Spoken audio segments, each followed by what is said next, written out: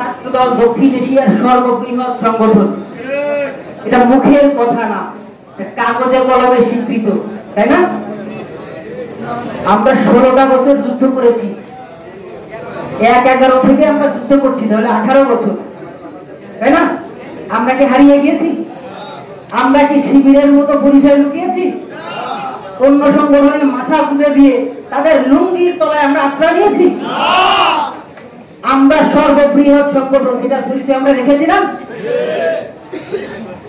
5 তারিখের আগে তোমরা কি করেছো, আমরা কি করেছি? 5 তারিখের পরে সবাই নায়ক। হাসিনাকে দেখিয়েছি Chhatra League, police league, DGFI, NSI, SB, DB, RAB, BGB, even আর্মিকে দেখিয়েছি ছাত্রদল কি করতে পারে। তোমরা 5 তারিখের পরে জ্বালাও পোড়াও করেছো। 5 তারিখের আগে 7 জানুয়ারি 2024 এর আগে আমরা জানতাম, আমরা কেউ বুঝতে পারি না, আমরা কেউ জানতাম না, আমরা জানতাম যে শেখ হাসিনা থাকবে। সেটা জেনেই আমরা, তোমরা যেটা করেছো 5 তারিখের পরে আমরা সেগুলো করেছি। ঢাকার রাজপথে, ঢাকা বিশ্ববিদ্যালয় ক্যাম্পাসে আমরা করেছি। আমরা আমাদের পরিচয় নিয়ে করেছি, চোরা করতে হামলা করেছি। যখন দেখেছি যে হাজারো হাজারো সিসি ক্যামেরা, এগুলোর চোখ ফাঁকি দিয়ে 7 স্তরের নিরাপত্তা বাহিনী, বিভিন্ন ধরনের গোয়েন্দা সংস্থার চোখ ফাঁকি দিয়ে আমরা কাজ করেছি। আবার আমরা এসেছি। কিন্তু এই যে বৈষম্য বিরোধীরা, এরা 1 মাসের সৈনিক, আমরা 18 বছরের সৈনিক। এই 1 মাসের সৈনিক এরা আমাদের সামনে দাঁড়াতে পারে?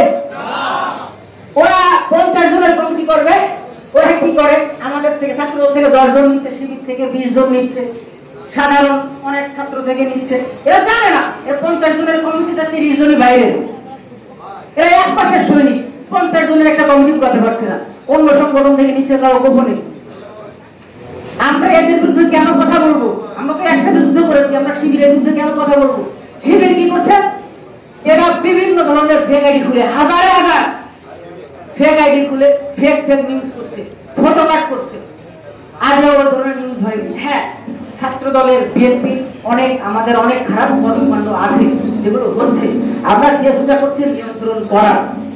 কিন্তু যেখানে 2টা খারাপ কর্মকাণ্ড হচ্ছে, সেখানে এরা হচ্ছে কি আরো 100 নিউজ করছে, ফেক নিউজ, ফেক ফটো কাট দিয়ে ফেসবুকে প্রচার করছে। আরে ভাই, তোরা আমাদের সামনে, আমরা যেমন, আমি শিবিরকে পছন্দ করি না, বৈষম্য বিরোধীরা আমাদের বিরুদ্ধে গেছে, তাদের চিন্তা চেতনায়, তাদের কথাবার্তায়, তাদের বর্তমান অবস্থা আমাদের বিরুদ্ধে চলে গেছে। এখন আমি তার বিরুদ্ধে কথা বলছি সামনাসামনি। শিবির আমাদের বিরুদ্ধে চলে গেছে, শিবির আমাদের সাথে ছিল না, দীর্ঘদিন একসাথে আন্দোলন করেছি। এখন আমি ওর বিরুদ্ধে কথা বলছি সামনে, অনেকে ভিডিও করছে, আমার সামনে এসে কথা বল। আমার ভেরিফাইড ফেসবুক আইডি থেকে আমি পোস্ট করছি, তোদের বিরোধিতা করছি। তোরা সেটা কর। তোরা কেন ছাত্রলীগের লুঙ্গির তলায় অবস্থান নিয়েছিলি? আবার একই প্রসেস তোরা কেন দেখাচ্ছিস আমাদেরকে? বিভিন্ন ফেক আইডি থেকে আমাদের নামে কেন দুর্নাম করছিস? যদি সত্য হয়ে থাকে সামনে এসে বল, ভাই তুই ভুল, আমি শুধরে দেবো। আমি যেমন বলছি তোদেরকে, তোরা শুধরা, তোরা আমাদের ভুল ধরিয়ে দে। কিভাবে ধরিয়ে দিবি? তোরা সামনে এসে বল।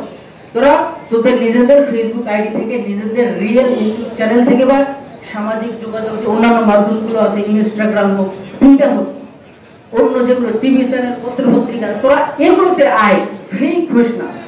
আমরা তোদেরকে ওয়েলকাম করবো। তোরা ফেক মানে তোদের নিউজগুলো ফেক। এই ধরনের নিউজকে তোমরা বিশ্বাস করো?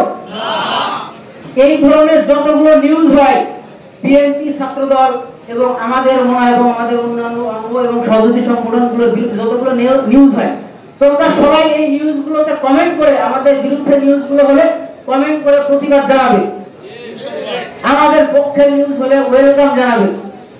আমাদের বিএনপির, ছাত্রদলের আমাদের যতগুলো কর্মসূচি চলছে, পূর্বের, বর্তমান এবং আগামী সমস্ত কর্মসূচি তোমরা সবাই ফেসবুকে সক্রিয়ভাবে অবস্থান নেবে, পোস্ট করবে, শেয়ার করবে, পারবে তো?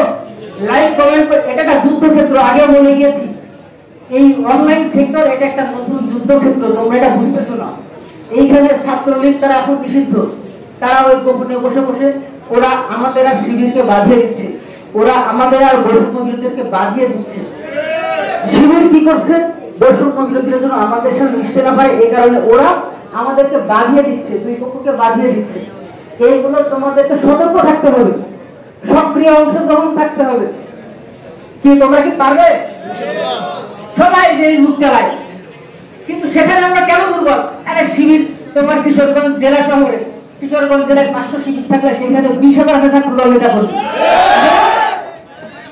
এই বৈষম্য বিরোধীরা 50 জনের কমিটি, 30 জন অন্য সংগঠনের, এই 20 জনের ছেলেরা এরা কেমন সব জায়গায় অ্যাক্টিভ, সক্রিয়, অনলাইনে সক্রিয়। তোমরা কি পারবে না? তা তোমরা তো নিষ্ক্রিয় কেন? আমাদের কথা, আমাদের চিন্তা চেতনা, তোমাদের কথা, তোমাদের ভাইরা যে ভাই পোস্ট করবে আরেকজন পোস্ট করে তার সেখানে লাইক কমেন্ট শেয়ার এগুলো করতে হবে না? বিশেষ করে টিভি চ্যানেল গুলো, ফেসবুক যে পেজ গুলো, গ্রুপ গুলো, এগুলো খেয়াল করবে সবাই। পত্র পত্রিকার যে ফেসবুক পেজ গুলো আছে, আমাদের পক্ষের নিউজ, আমাদের বিপক্ষ নিউজ, এগুলিতে সবাই সক্রিয় থাকবে। এটা এত বড় একটা ক্ষেত্র, যুদ্ধক্ষেত্র বলছি আমরা, এটা নিয়ে বলে শেষ করা যাবে না। এখানে সক্রিয় থাকার প্রত্যয় নিয়ে আমি আমার বক্তব্য শেষ করছি। সবাইকে ধন্যবাদ। আসসালামু আলাইকুম।